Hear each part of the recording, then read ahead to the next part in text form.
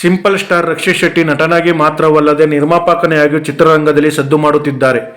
ಇತ್ತೀಚೆಗೆ ರಕ್ಷಿತ್ ನಿರ್ಮಾಣದ bachelor party cinema ಬಿಡುಗಡೆಯಾಗಿತ್ತು. ಸದ್ಯ ರಿಚರ್ಡ್ ಆಂಟೋನಿ ಸಿನಿಮಾ ಕಡೆ ಮುಖ ಮಾಡಿರುವ ರಕ್ಷಿತ್ ಶೆಟ್ಟಿಗೆ ಕೊರಗಜ್ಜ ದೈವ ಧೈರ್ಯ ನೀಡಿದ್ದಾರೆ.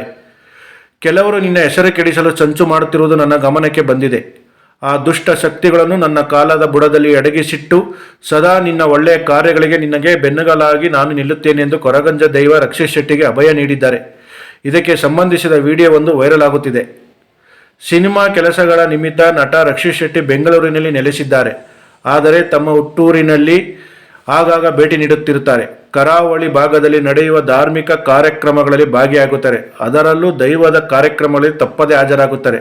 ಇತ್ತೀಚೆಗೆ ದೈವದ ಕಾರ್ಯಕ್ರಮಕ್ಕೆ ರಕ್ಷಿತ್ ಶೆಟ್ಟಿ ಪಾಲ್ಗೊಂಡಿದ್ದರು. ಅಲೆಊರು ಜೋಡು ರಸ್ತೆಯಲ್ಲಿ ನಡೆದ 118ನೆಯ ಉತ್ಸವದಲ್ಲಿ ಪಾಲ್ಗೊಂಡು ಪೂಜೆ ನೆರವೇರಿಸಿ ಪ್ರಸಾದ ಸ್ವೀಕರಿಸಿದರು. ತಮ್ಮ ಮುಂದಿನ ಯೋಜನೆಗಳಿಗೆ ಯಾವುದೇ ಸಮಸ್ಯೆ ಆಗದಂತೆ ವಿಘ್ನವಾಗಿ ನಡೆಸಿಕೊಡಬೇಕೆಂದು ಕೊರಗಜ್ಜ ದೈವದ ಬಳಿ ರಕ್ಷಿತ್ ಶೆಟ್ಟಿ ಕೋರಿದ್ದಾರೆ. ಈ ವೇಳೆ ನಿನ್ನ ಕೆಲಸ ಕಾರ್ಯಗಳಲ್ಲಿ ನೀನು ಧೈರ್ಯವಾಗಿ ಮುಂದೆ ಸಾಗು. ಯಾವುದೇ ವಿಘ್ನ ಎದುರಾಗದಂತೆ ನೋಡಿಕೊಳ್ಳಲು ನಾನಿದ್ದೇನೆ. ಕೆಲವರು ನಿನ್ನ ಹೆಸರು ಕೆಡಿಸಲು ಹೊಂಚು ಹಾಕುತ್ತಿದ್ದಾರೆ. ಅದು ನನಗೆ ಗೊತ್ತಾಗಿದೆ.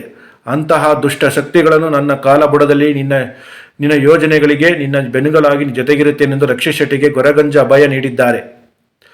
ನಟ ರಕ್ಷಿತ್ ಶೆಟ್ಟಿ ರಿಚರ್ಡ್ ಆಂಟೋನಿ ಜೊತೆಗೆ ಇನ್ನೂ 4 ಸಿನಿಮಾಗಳನ್ನು ಮಾಡುವ ಲೆಕ್ಕಾಚಾರದಲ್ಲಿದ್ದಾರೆ. ಅದಕ್ಕಾಗಿ ಚಿತ್ರಕಥೆ ಸಿದ್ಧಪಡಿಸಿದ್ದಾರೆ. ಸಿನಿಮಾ ಟೈಟಲ್ಗೂ ಕೂಡ ಅನೌನ್ಸ್ ಆಗಿದೆ. ಕೆಲ ದಿನಗಳ ಹಿಂದೆಯೇ ಸಪ್ತಸಾಗರ ರಾತ್ರಿಯಲ್ಲೋ ನಂತರ ತಮ್ಮ ಸಿನಿಮಾಗಳು ಯಾವುದು ಎನ್ನುವುದನ್ನು ಮಾಹಿತಿ ನೀಡಿದರು. ಟ್ವೀಟ್ ಮಾಡಿದ ರಕ್ಷಿತ್ ಶೆಟ್ಟಿಗೆ ರಿಚರ್ಡ್ ಆಂಟೋನಿ, ಪುಣ್ಯಕೋಟಿ 2 ಮತ್ತು M2M ಈ 4 ಚಿತ್ರಗಳು ಮಾತ್ರ ನನಗೆ ನಿದ್ದೆ ಇಲ್ಲದ ರಾತ್ರಿಗಳನ್ನು ನೀಡುತ್ತಿವೆ ಎಂದು ಬರೆದುಕೊಂಡಿದ್ದರು.